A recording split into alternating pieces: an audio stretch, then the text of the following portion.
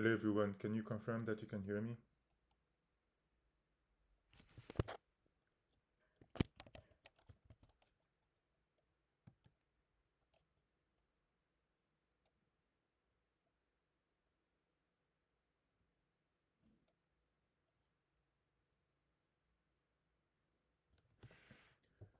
So I see a few people in the chat.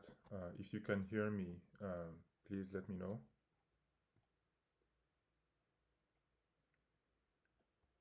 Hi Styles, hi Tommy, hi SB, Digital. Awesome, so that's great. Thank you everyone for joining. I think we'll just get started here as we have quite a few things to cover. I see people are still joining in. So we'll follow a similar format as to last time. I think that worked well. So first off, we're going to cover what Daxe is, and then we're going to go into a few of the questions that people had in the chat. I'm going to try and, while I am going through those questions, address some of the questions that I also see popping up in the chat. So if there's a few ones that are coming up, please draw my attention to it, or my attention to it. And then we're going to try and address, additional items that are coming up in the timeline. So first and foremost, Happy New Year to you all. Really, really happy to be here with you all. I think we had a great 2021. If 2020 was anything, I think it was a wake-up call for all of us, all around the globe. Hey Karthik, glad to see you here. I know it's very late for you there. Happy you're on board. As I was saying, 2020 was a wake-up call for all of us. And COVID did a lot of harm, but at the same time, it brought a lot of soul searching and meaning to a lot of us. So 2021 was very much a good year, both for crypto and for many communities at large. I know for myself it was a wake-up call to try and do a lot of the things that I wanted to do. So end of 2021 was great for us here in Daxe, completing the development of Daxe, going live on two chains, and having quite a significant amount of adoption numbers. I think we're very happy and very blessed to have been part of this journey, and 2022, here we come. I think we have a lot of things to cover and a lot of things to do. So yeah, for the newcomers, what is Daxe? So Daxe is a multi-chain certificate of deposit.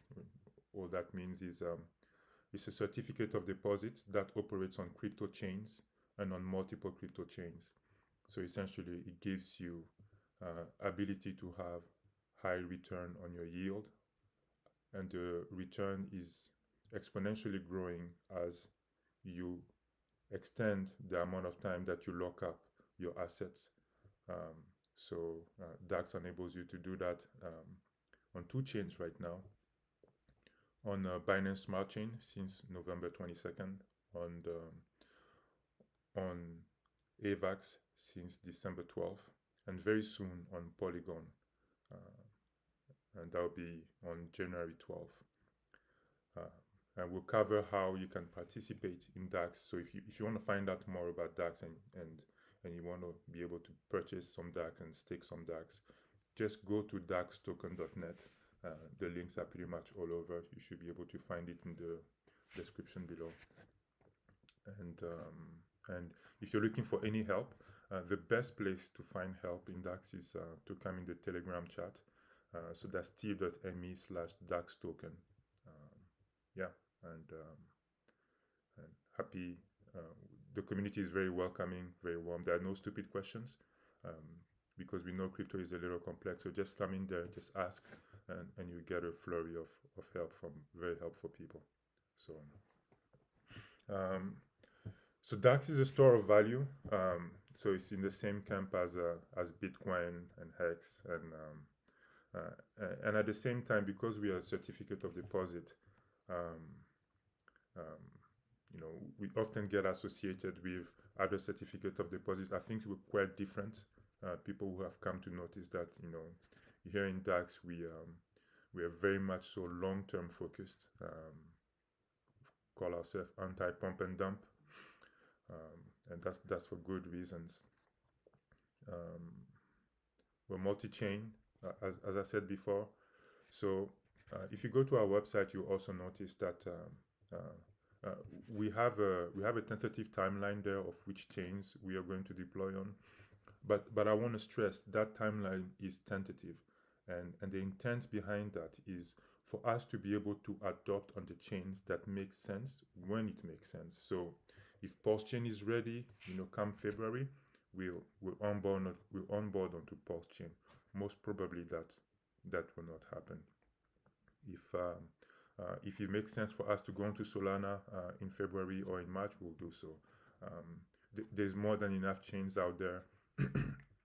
As we're looking into them, a lot of them have, you know, varying business propositions, both in terms of user adoption, the speed at which you know, the dApps and the ecosystem is growing is important. The liquidity that we can find within those networks are important. So there's a lot of factors that go into which one we'll pick. One of the major factors that will go into that is a poll that will run very soon in which network we want to onboard onto after we've deployed onto Polygon Matic. That's going to be MDAX, so for Matic DAX. So which network we want to onboard to after that.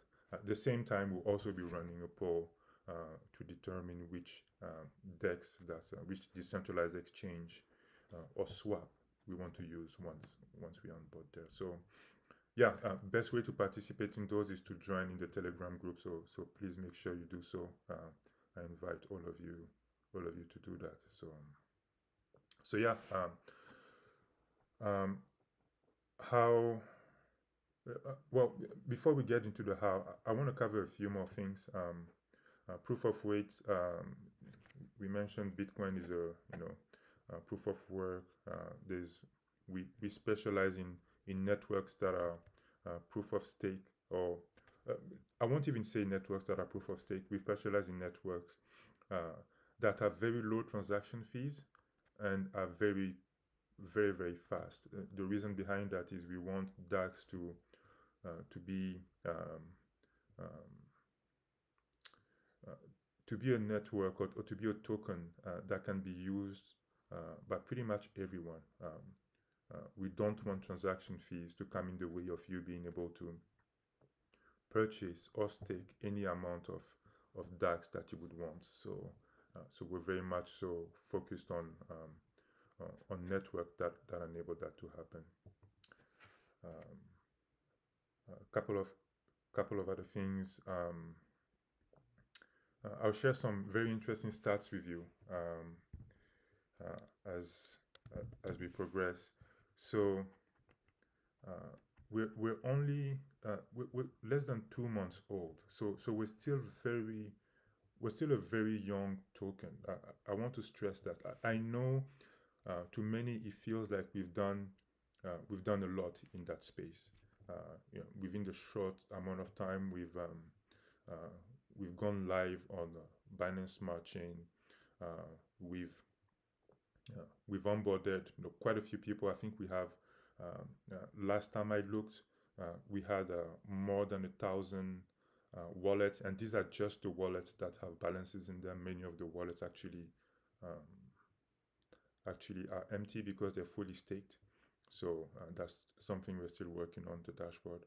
We've onboarded onto AVAX at the same time. We have a combined more than 2,200 stake across both chains. As I keep mentioning, one of one of our favorite stats is the average stake length. Average stake length is about um, 4.87 years. So that's ridiculous for a token that's just 2 months old, and we're just getting started. We haven't even gone to Polygon yet, let alone Pulsechain and Solana and VLX and some of those and Phantom and some of those other networks. So we're very early, and and and because of some of the high level delivery that we've had, we get a lot of demand. But I would encourage people to understand that development and where we want to focus our development takes a lot of effort and time. So we're very careful around what we undertake and when we undertake it, and we're also very careful around who we bring into the team. I'm extremely picky when it comes to those things. So that's it might be a positive, it might be a negative, but at the same time, there are some things some people I don't like to work with, some type of people I don't like to work with. For me, character is of the utmost importance, but also picking the right things to work on. Fundamentals are significantly more important to me than fluff, and marketing is important, yes, in order to push out the outreach, but building the fundamentals, especially building the fundamentals for long-term actors, is a million times more important to me than working on some of those things that I would say are proxies or simulacras of successful tokens, but are not necessarily determinants of successful token. Let's focus first on what matters, which is continuously building a rising floor for Daxe, and in the long term, we will be successful regardless of what we do. So I wanted to address that right out of the bat. Some other interesting stats that we have: 477 billion Daxe staked across both chains. It was ridiculous. I looked last time. I think we had done a 500x on BDAX, that's BSC DAX, and about 347x on ADAX, that's AVAX DAX. Mind-boggling. And again, that's not us. That's the community, and we're still very early. Once we start hitting inflection numbers such as 5,000 wallets on both chains, 10,000 wallets on both chains, anybody that's a holder of a billion DAX today on either chain is going to be a whale. So you guys are lucky. You're very much not only early adopters, but you're lucky in the long term. So yeah, looking forward to that. So without further ado, I'll give some time for people to both for myself to run through some of the comments in the chat and take some questions. I'll also address some of the questions that were posted in here. Okay. I forgot to share the link to the stream in some of the key chats on Telegram, Pulsechain, altcoin, and so forth. I think I need to do a better job at that. But if you guys could share the links there, that'll be great. Okay, so I'll get started. One more thing, people are asking, how long can we stake DAX? You can stake DAX for any period between 3 and 15 years. So you can play with that. Many people are doing what they call ladders. Instead of doing being fully invested 15 years, you break down your asset into intervals, and those intervals are uniformly spread out between now and 15 years. I think that pays well. So awesome. So quick question: could Hedron protocol be deployed soon for Hex be profitable? Well, thanks, Space. As I mentioned at the top of the live stream here, there are a lot of networks that we're considering to deploy on, and as our decisions form up, we'll let the group know. But don't hesitate to actually post which network you feel comfortable, and not just the network. I especially like the why, because I think the whys are different for many people. For me, adoption, that means the growth curve in terms of number of users for a specific network is important. That and its security, its stability, and its liquidity are main factors. But there are other whys for other people, and sometimes it's surprising for us to read what makes people want us to deploy Daxe on a specific chain. So yeah, please take them. So I'm getting a question from Level Up Crypto here. So am I correct? The only way to buy Daxe on Pulsechain after the launch is market buy. So a couple of things on that, Level Up Crypto. I think I understand what your question is getting at.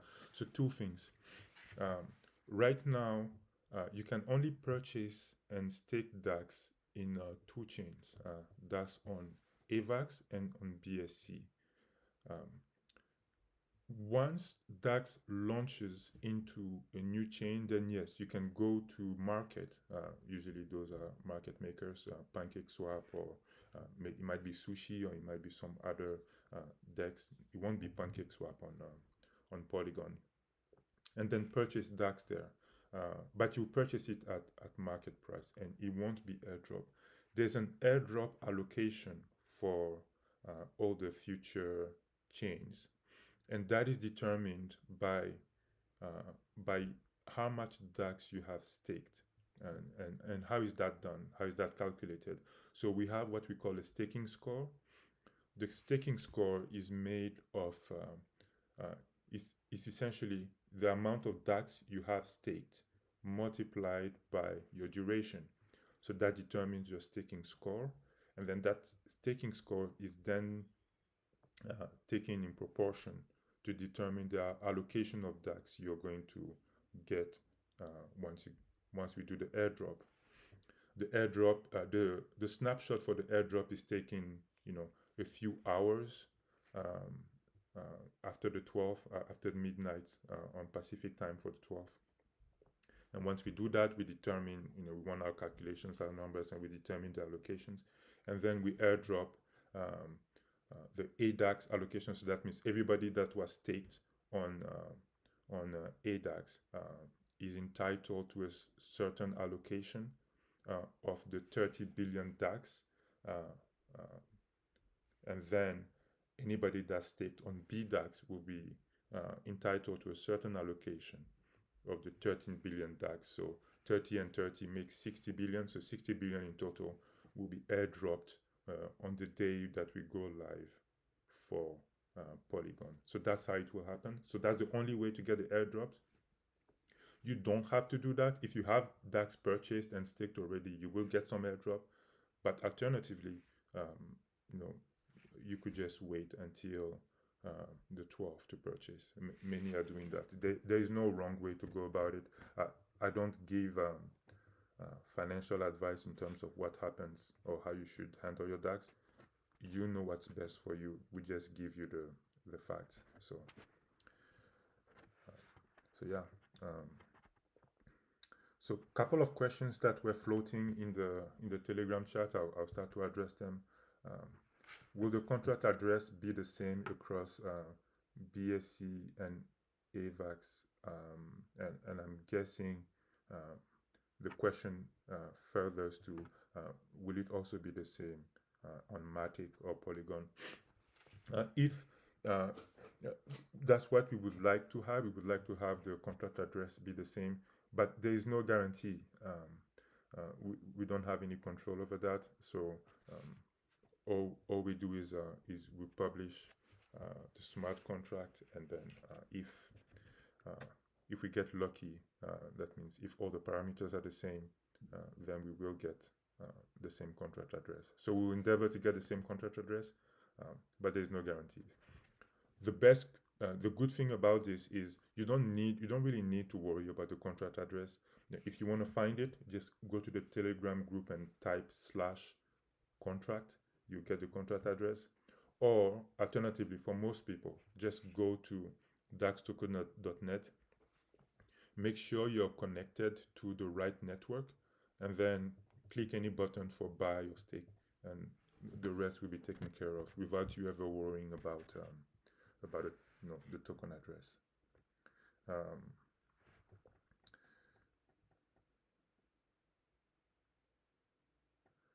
Oh, I see. So Hadrian is a protocol to incite long stakers. Okay, perfect. Thank you, Space. I'll look into that. I'll take note and look into that. I appreciate it.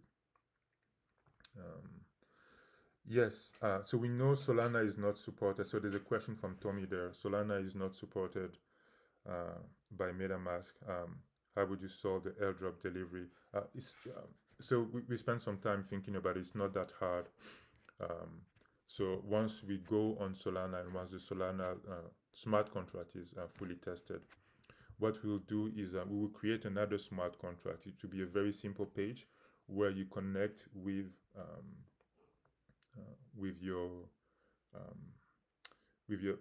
MetaMask, and then you make sure that you register your MetaMask to your Solana address, and then once those two are connected, once the link is made, then we'll be able to airdrop any address that is mapped to the Solana wallet. So it won't be that complex. Essentially, there will be an extra step for all the users, but I think it's a step that's necessary because there is no direct mapping between EVMs and Solana. Okay. Again, so we get that question a lot. Which swap will be used once we go to Pulsechain, and which swap will be used once we go to Polygon? So Polygon we call MDAX because of Matic DAX, and then Pulsechain we call PDAX. We don't know yet. So let me address the Pulsechain question first. There's still a lot to be determined when it comes to Pulsechain. What sort of stablecoin will be available? What DEX will be? I think PulseX will be the main DEX, but I still want to look around and get a better understanding of the lay of the land. So there's a lot for us to learn when it comes to Polygon. To Pulsechain. As for Polygon and Matic, as I said before, we'll run a poll, but we have some ideas also in terms of which DEX we want to onboard. So another set of questions that also reoccurring is what UTC time or PST time on the 12th would the launch be? I've given it a lot of thought. We're not ready to say yet, and there's a couple of reasons behind that. A lot of you already know that I am anti. I would like the launch to be as fair as possible, and at the same time, I know that if we announce a time, and the moment the liquidity is created and published, there's going to be a flurry of buy and sell activities, and that may hurt the small player. Look, there isn't much we can do about that. The more popular we get, the more this problem is going to continue. So there are ways around that. Ways to get around that is to be staked and get some allocation. Another way to get around that is to try to do dollar cost averaging, but it's difficult to do if the price has already run up too much. So I'm spending a lot of time trying to think about how else we could set this up so that the small players don't end up having to pay too much slippage on day one if they want to purchase MDAX. So that factors into into my hesitancy around publishing a specific time. So, but ultimately, I may have no control, or we may have no control over what happens in the first initial hours of the Polygon launch when it comes to price and ability for people to purchase enough DAX or enough MDAX. So look, it's a good problem to have, because that means we're starting to get popular out there. But at the same time, if you get a whale that comes in and purchases a significant portion of all DAX, it makes it tough for the person who just coming in with $100 and was looking to stake, through ladders or for a long time while they get ready for PDAX. Anyways, so there's some more thinking to do there. Pros and cons.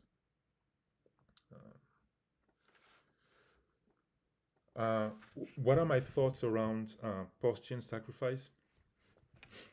I think it's both.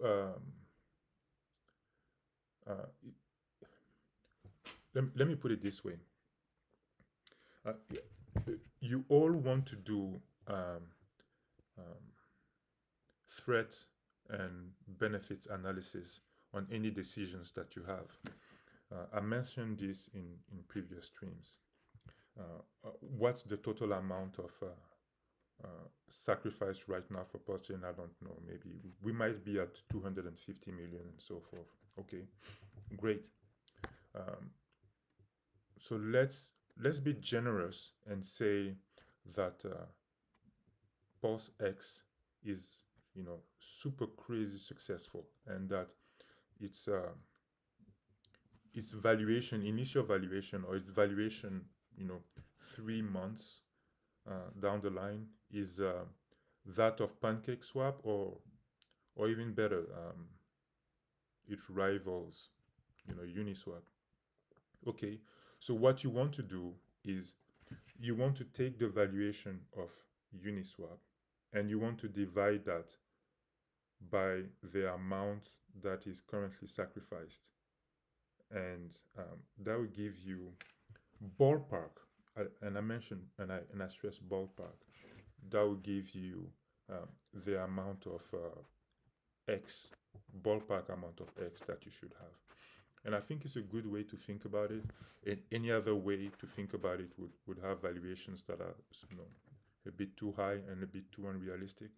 So that's how I think about it. So I think there's significant opportunity there, but at the same time, I want people to be realistic. We hear a lot of terms thrown around, and a lot of numbers thrown around. The multiples that we'll see. I just think you should be realistic, and we should educate the community around how to be realistic on those things, and how to calculate expectations. So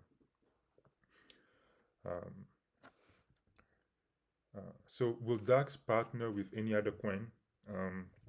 Not yet. We're not considering partnering up with any other coin. We are very much so looking into accelerator programs for various networks, Solana, AVAX, Polygon, but yes,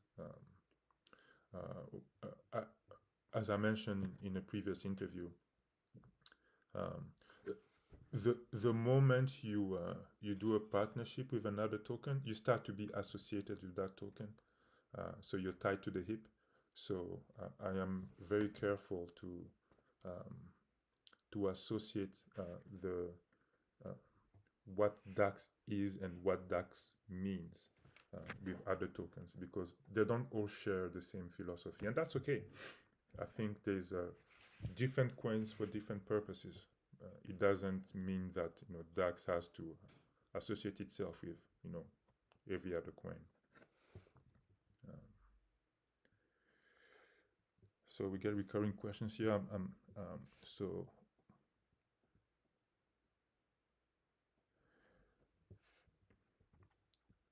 they're asking, what is the result of my calculation for PulseX?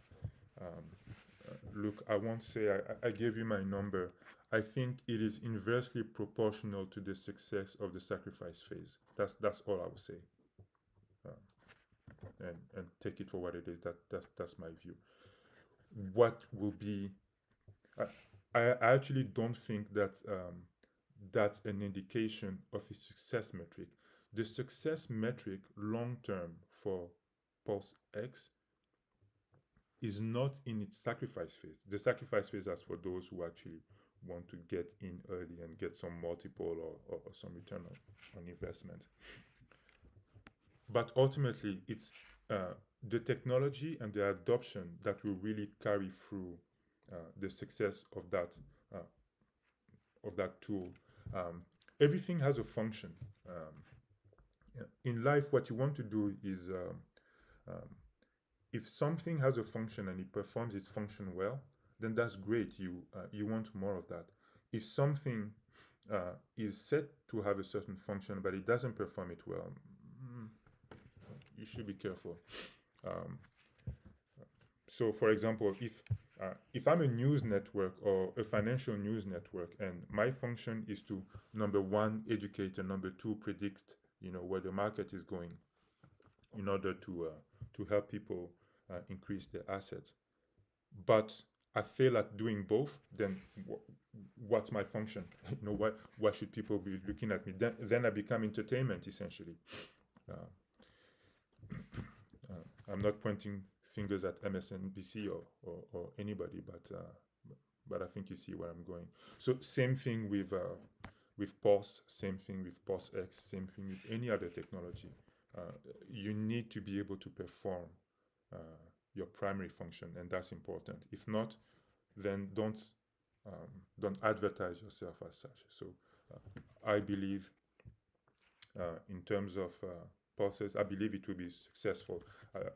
I often go into the developer chat and watch, and I think they have a very good group of developers. They are very smart people, and they're taking the right approach.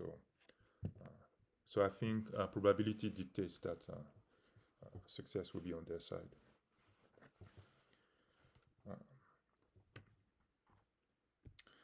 So going down the list of questions here.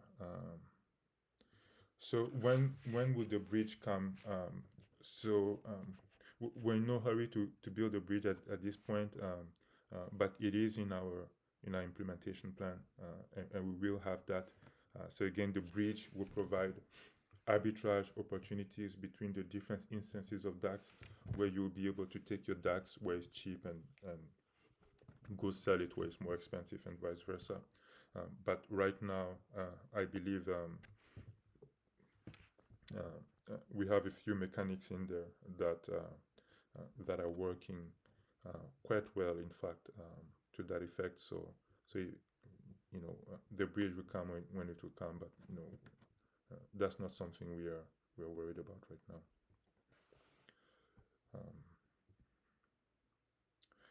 now. Is DeFi regulation a concern to me? Do you think the uncertainty around crypto and regulation prevents people from staking, as long as a couple of things around that? So you need to realize that regulation often trails innovation by quite a bit.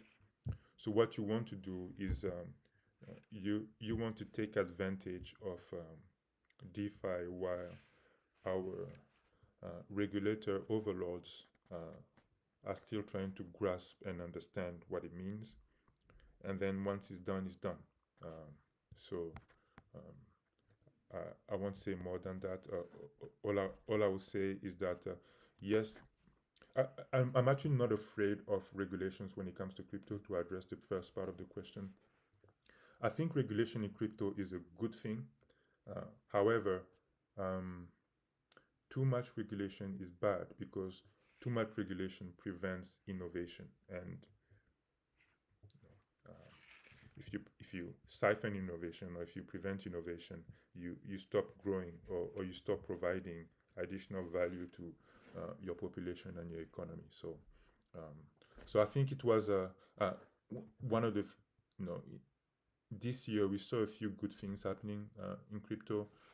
We saw the migration of the the compute for Bitcoin, mining compute for Bitcoin, away from China towards the Western world, towards the United States. I think that's a positive. That's very important. We saw China pretty much buying Bitcoin. I don't know if they will be able to do that long term. Um, uh, what does that mean long term? So let's break this down a little bit. Imagine you're a billionaire in China, right? And you see that the Chinese government is intending to ban Bitcoin, right? And you also see other repressive directions or repressive action against billionaires in China. What would you do? Billionaires being what they are and what they've always been, they will take action to protect the assets. So I suspect, if not then, well before then, many of them took the assets away or created wallets, outside, that they can access, through different networks or through different means. And and that's another reason why you don't want to regulate an open market, specifically a financial market. You want things to be able to be free flowing. Let people make the decisions around what is good or what is bad within a financial sector or an economy. Every time governments get involved, they invariably mess things up. So that being said, a few regulations are needed to protect, lightly the majority of investor, or to set directions around things that really shouldn't happen. But that's more on the few side and less on the more regulation side. So I'm not worried about regulations in crypto. I think if anything, it is going to further or increase adoption of bigger wallets. There's significant amount of money out there that is looking to get into crypto, but they can't get into crypto right now because they're uncertain around what it means when it comes to regulations and taxes and so forth. Once that's cleared up, we'll see another very big round of cash getting into crypto and DeFi. Okay, so going through the questions here.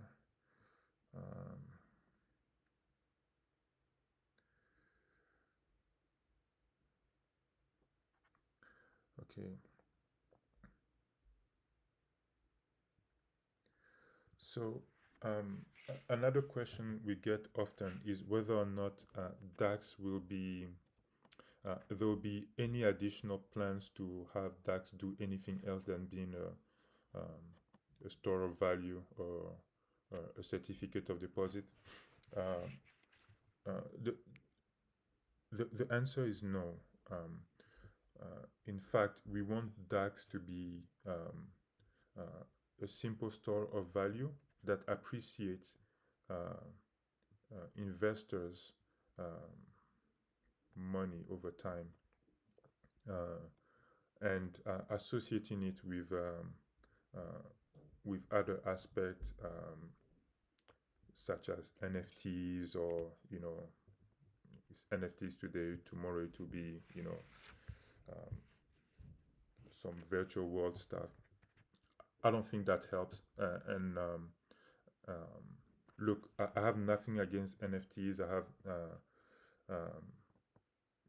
nothing against some of those other directions that crypto is taking, but it's not for us. I think there's a space for everything. So no, Daxe will not have an NFT page, nor will it have some virtual world. We might advertise in the cyber crypto, but but we won't do any development towards that. What are the chances you will reduce the max supply of Daxe as we move on from chains to chains? No, we will not reduce the max supply.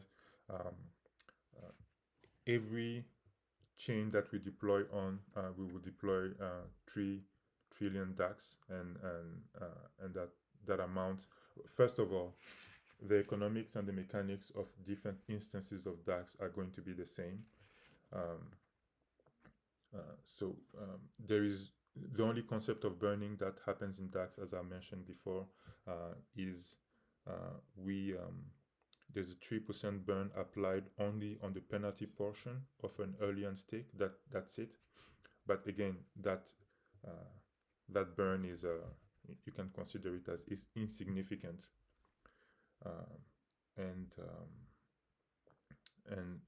Dax is very much so an inflationary coin. It is slowly inflationary, but it is exponentially inflationary for those who are staked in the long term.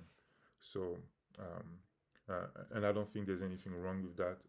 In fact, I think having inflation in the productive part of our token is the right setup. So, and I think that's what this question was trying to get at. I don't like artificial burns to prop up the value of the coin.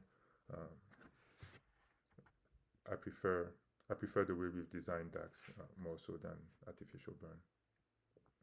So, are there any questions that I missed in the chat that we want to address? Proxer, welcome Proxer. Welcome Digital Substance. The smartest thing. Yes, very good point, ProHexer. I think I mentioned this before. I think it bears mentioning again. You want your asset allocation to be proportional to your risk evaluation when it comes to your asset. What do I mean by that? As you study a specific asset or financial vehicle that you want to get into, the more you are convinced of its long-term return and security, the more you want to invest in it. Don't just jump into something because there is a 10,000x label on it. More often than not, you get burnt. What you want to do is you want to sit down and find out, what will be the growth curve of this asset. What is the probability that this growth curve will be met? And then you want to allocate your asset based on that. So yes, that means not having all your eggs in one basket is the right way to go. But before that, there's significant homework to do around where to put your money. So great comment there, ProHexer.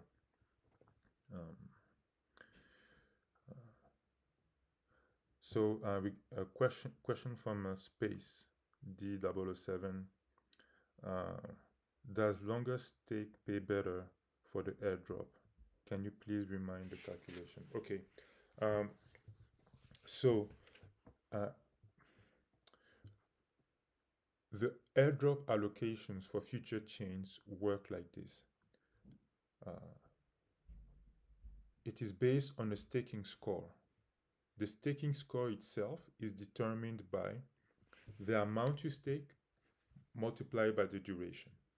So if you stake 1 million Dax and you stake it for 10 days, you will get 100 million score. If you stake,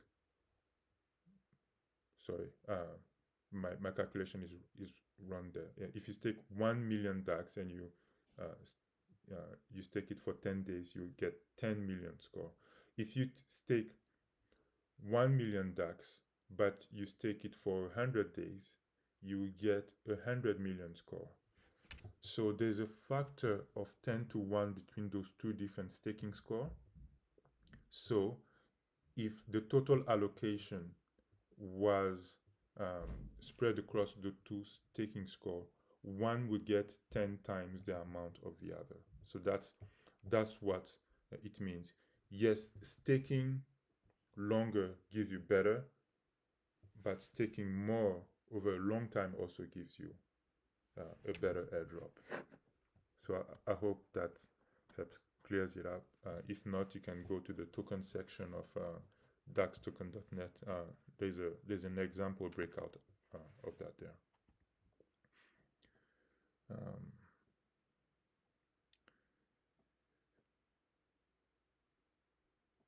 So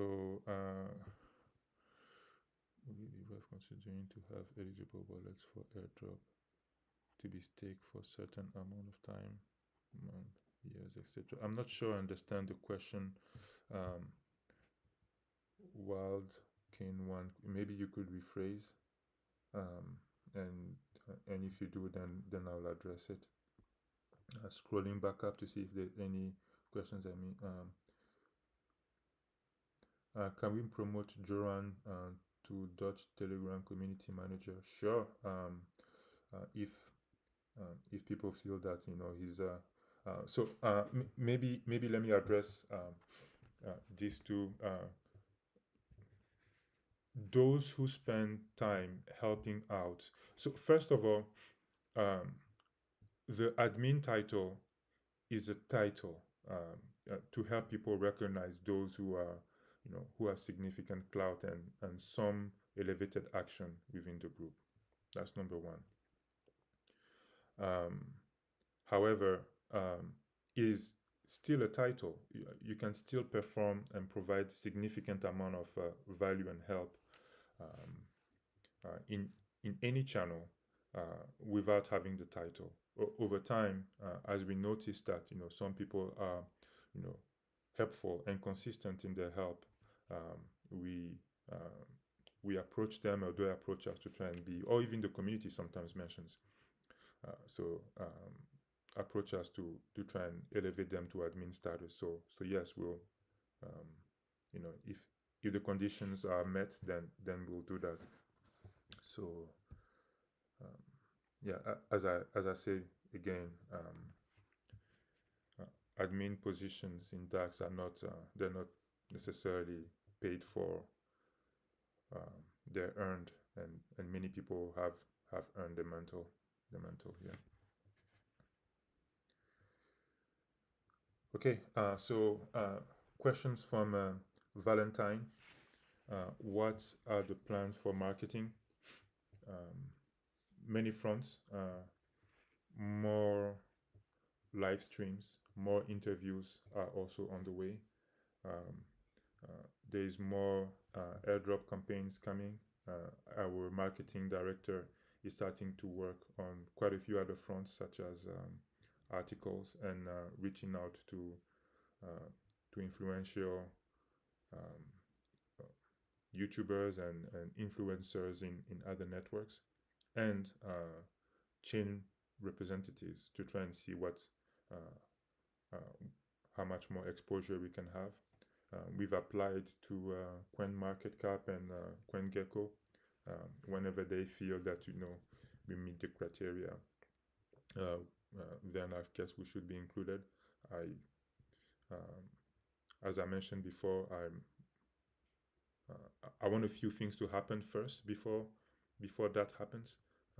I would really like for more grassroots and more small players to jump on board before the really big money comes in, because once they do, it's going to make it tougher for those many small investments that we see happening right now across both chains to happen.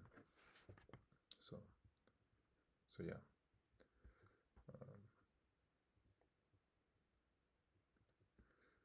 There was another comment yesterday on the Telegram group, which was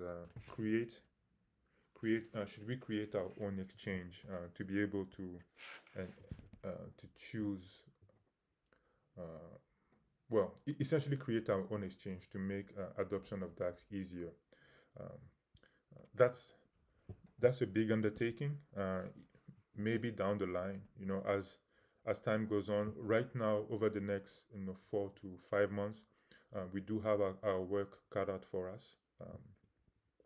So this is very much so going to be the deployment and growth phase of Daxe.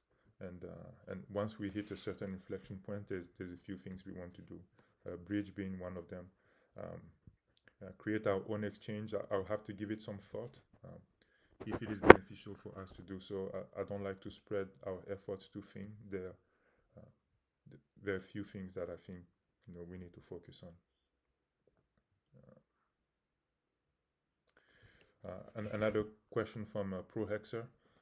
Michel, do you have plans to tweak and improve the UI website for Daxe? Yes, in fact, thanks ProHexer for the question.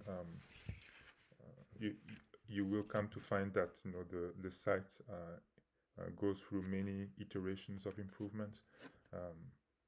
It has gone up. It has improved leaps and bounds from where it was originally, and in fact, Khaled, our UI developer, is working on the next version as we speak. So, and there's a lot packed into that next version. Okay, so we're slowly drawing to the top of the hour here. I'm going to scan to try and see if there's any additional questions. Thank you, Hexpulse. I appreciate that. I think it's important. We often forget what crypto was made for. When you think about it, people are looking for an avenue and opportunity to, number one, keep their assets, number two, have the money work for them. It's funny how even on the stock market, the small investors have been, well, take a load of this. By the time a stock actually hits an ICO or hits the market, there have been so many rounds of investments already, private room investments, that the regular folks do not get to participate in. That the majority of the growth or the majority of the appreciation has already been had.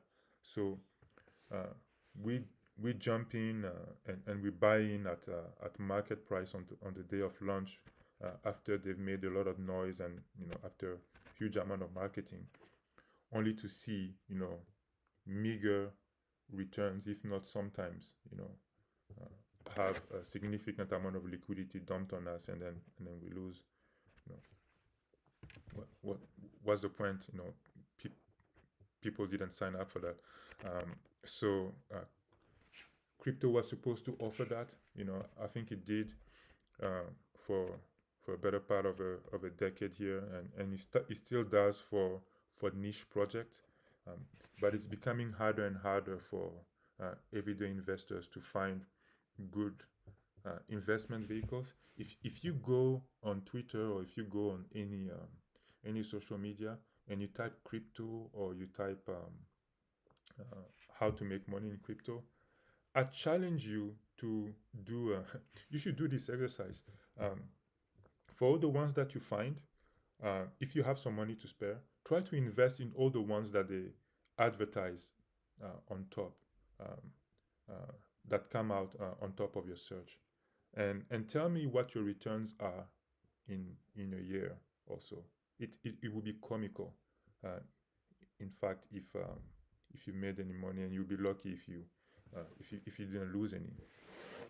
So yeah, so it's becoming harder and harder for people to find good yield in crypto. There is still good yield happening, but you have to be careful. Don't go for the hype. Do the homework. Find conviction in an asset, and then from there you can you should increase your allocation to the asset that you have. And there's a few out there. So okay.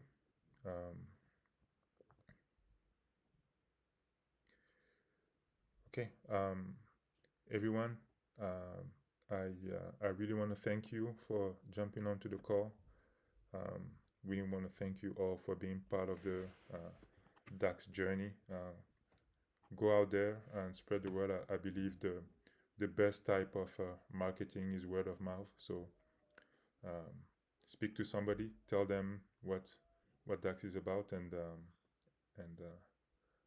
and I believe the fundamentals will do the rest.